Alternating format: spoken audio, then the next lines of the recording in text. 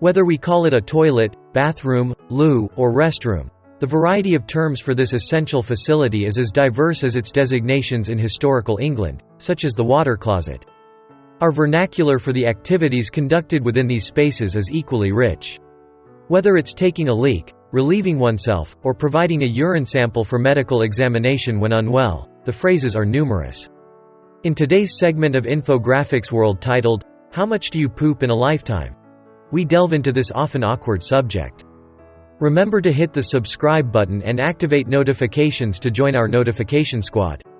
To begin, let's examine the array of toilets available globally. The sitting toilet is the most prevalent, likely the type you've encountered today. Officially termed the European water closet, you may occasionally encounter the abbreviation WC in place of the words restroom or toilet. While there are numerous variations of this toilet style, they all essentially revolve around the standard seated, flushable bowl design. Another widespread model is the squat toilet, also referred to as Anglo-Indian pans, which may be elevated or nearly flush with the ground, supported by a small concrete platform. These toilets are often considered more effective for bodily functions, though visitors from the West might find the squatting position uncomfortable when traveling through Asian nations where they are prevalent. Found in locales such as China, Thailand, Iran, Russia, Kenya, and Syria, these toilets are gradually being supplanted by seated versions. Typically, they lack a flush system, necessitating the manual disposal of water post-use. The evolution of the toilet is a lengthy and intricate tale, with roots extending far back into history, as the act of defecation is by no means a recent development. In ancient Egypt, it is believed that individuals would defecate into sandpits, which were cleared out once filled. The Romans utilized sewers, allowing waste to be transported away by water. Notably, privacy was seemingly of little concern in ancient Rome, with communal facilities being the norm. The advent of flushing toilets akin to those we use today can be traced back to 1596, when Sir John Harington installed one for the English monarch. However, it wasn't until 1775 that Scottish inventor Alexander Cumming patented a flush toilet closely resembling our modern-day versions. While Thomas Crapper did not invent the flush toilet, he was a prominent toilet manufacturer in the 19th century, giving rise to the colloquialism, "take a crap." Presently, we see the emergence of intelligent toilets and urinals, boasting features like bidet capabilities, heated seats, and odor control. Currently, Japan appears to be at the forefront of this innovative toilet technology. Additionally, many Asians prefer using a spray gun for cleansing over traditional toilet paper, a method referred to as toilet roll in Britain. While it may initially cause discomfort for those from Western backgrounds, many eventually come to prefer and acknowledge the superior cleanliness of using hands and water for personal hygiene, a practice common in various cultures. The concept of using sewers is not new, but their efficiency has significantly improved over time. For instance, London experienced a notorious event known as the Great Stink in 1858, when a prolonged heatwave exacerbated the odors from inadequate sewage systems, leading to widespread illness. During this period, the air was thick with the foul smell of waste, which resulted in explosions from methane gas and a devastating cholera outbreak that claimed many lives. The renowned author Charles Dickens even commented on the overwhelming stench of that era, describing it as an assault on the senses. Modern sewer systems have come a long way, though they can still harbor unexpected residents like alligators or snakes. Reports from Thailand have highlighted several alarming encounters with pythons emerging from toilets and attacking individuals. A particularly distressing incident in 2016 involved a man who endured a python attack on his genitals, resulting in a horrific scene and a subsequent hospital visit. Similar occurrences involving snakes in toilets have been reported in countries such as the UK, Australia, South Africa, and the USA, underscoring the gravity of this issue. In a recent case from Thailand, a family experienced 2 separate snake attacks within their home in just 1 week, leaving them understandably fearful of using the bathroom. Shifting focus to the topic of human defecation, often referred to colloquially in British terms as visiting the bog, it's worth noting that humans tend to have less frequent bowel movements compared to certain animals.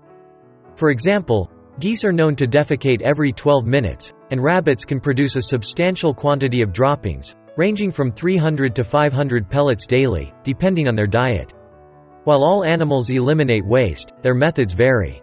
Jellyfish, for instance, excrete waste through the same opening they use for feeding. An exception in the animal kingdom is the Demodex mite, which lacks an excretory opening and instead accumulates waste internally until its life ends. On average, humans defecate once daily, although this frequency can vary. The typical amount of feces produced is approximately 4.5 ounces, 128 grams, per day, influenced by factors such as diet and body weight.